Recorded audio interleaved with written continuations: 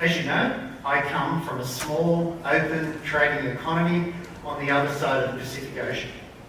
Australia is the only nation to occupy an entire continent. It's about the size of the United States. But we have a population of only 26 million people. Our infrastructure matters a lot. Exports of goods and services account for about 21% of GDP. Currently, we have about $130 billion of transport infrastructure projects, and we are ranked third in the world for the United Nations Human Development Index. Australia has had the longest ever period of continuous economic growth. And that is, we've just passed the milestone of 28 consecutive years. So my daughter, who is 25 and is a young lawyer, doesn't know what a recession is. Never come across one. And in that period of 28 years, the Australian economy has expanded 130%. Most Australians live on the east coast of Australia, facing Peru, and we live on a narrow 2,000 kilometre littoral ribbon that's only about 70 kilometres wide, running from Brisbane to Melbourne, and most of us squeeze into that area. We invest heavily in our infrastructure. We have vast distances, concentrated urban populations, and highly dispersed rural communities. These are all constant reminders that the job is never done when it comes to infrastructure. Australians are becoming increasingly vocal about what they like and what they don't like in infrastructure. And as a result, there's been about $20 billion worth of projects that have been delayed, cancelled, or mothballed as a result of community opposition. Governments and owners of private capital have all stepped up to these challenges to invest more. For example, Australia is one of the biggest infrastructure spenders in the world when it comes to inland transport, at about 1.4% of GDP, and is in the upper echelons globally with investment of infrastructure at about 3.75% of GDP. It's from this perspective that I'd like to focus some further remarks.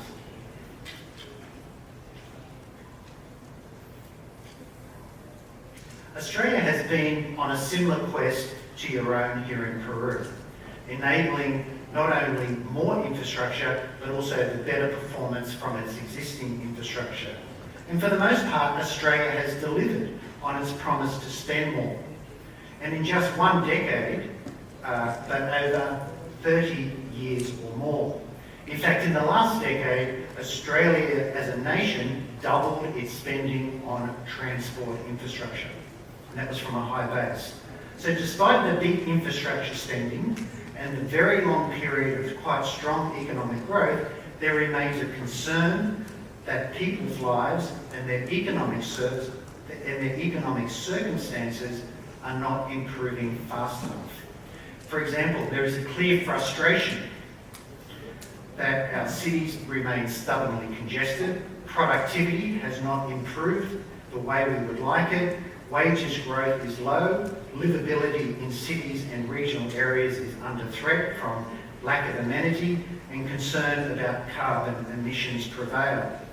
Overall, there is great pressure on working people in Australia, and infrastructure is one of several factors that is failing to meet their immediate needs and their future expectations. So it may not surprise you to know that there's only about 42% of Australians trust government, and a third of those of the Australian people don't believe that their lives will be better in 5 years' time. So it's with great humility that I stand here before you and say that Australia, with all its wealth and all its opportunities, continues to be in search of the infrastructure X factor. We get it right sometimes, but we don't get it right nearly often enough.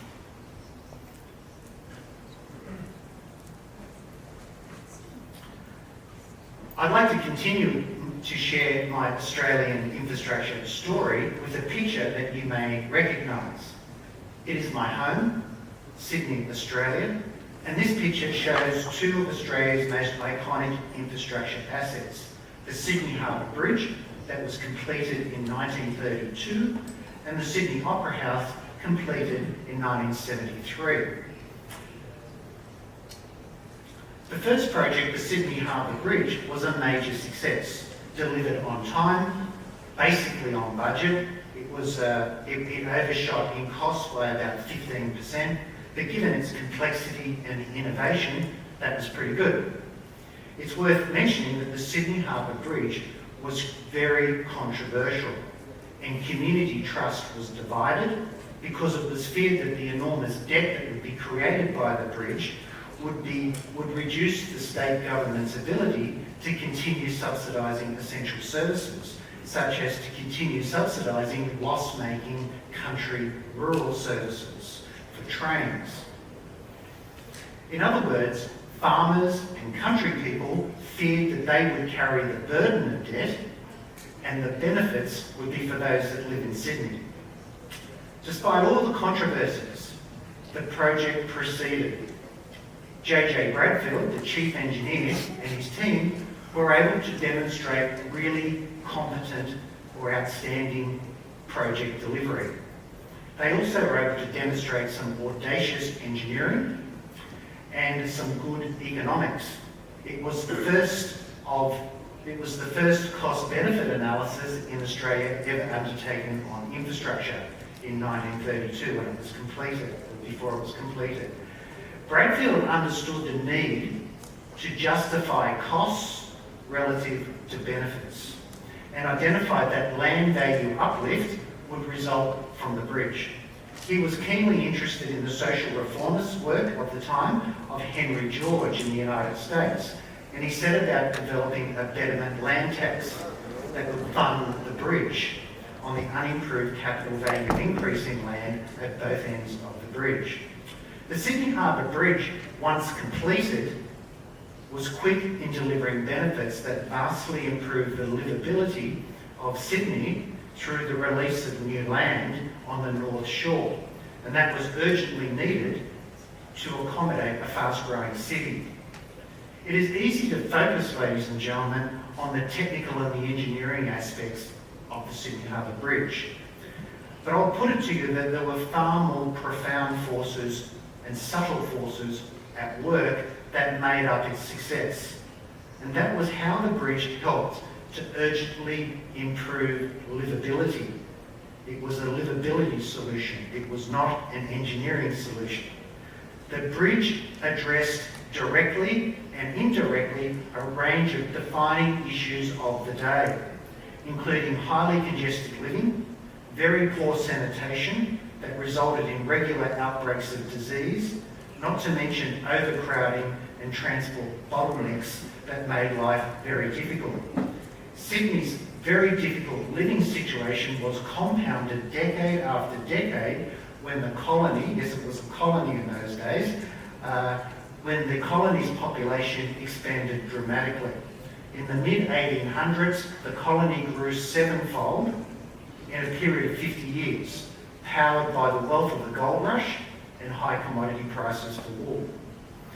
It took 107 years of planning and debate to finally arrive at the Sydney Harbour Bridge design and commencement of the building of it. It would have happened much earlier, but there was a number of things that made it difficult, including that Parliament did not have a way to deal with community concerns about the risks of price gouging for tolls on the bridge. That was the principal means of funding the bridge before land tax was considered. But consumer protection law was not front of mind to politicians in those days. That would have been the key to unlocking this project much, much earlier. Despite all the challenges and controversies, the bridge, when completed, was highly effective in slowly winning over community confidence and community support. And that community confidence later turned admiration and indeed national pride that such a project was completed. So as a student of the Sydney Harbour Bridge, I believe it is an example of the infrastructure X factor. Let us turn now to the other asset, which was the Sydney Opera House. Fast forward in time, just 50 years, 5 decades after the Sydney Harbour Bridge, and Danish architect Jorn Utsen's masterpiece, the Sydney Opera House, was built. This was another extremely innovative and cutting-edge design. It is unfortunate, however, that the Sydney Harbour Bridge, where its design and project management excellence did not help guarantee a similar performance on the Opera House. In fact, the opposite occurred, where project management standards deteriorated, political interference escalated to result in a very poor outcome that damaged Australia's reputation for big projects and quite unreasonably damaged Jorn Utsen's career as well. With the final cost overrun of the Sydney Opera House running at 1,400%, experts from Oxford University have described the Sydney Opera House as the world's worst infrastructure project. With the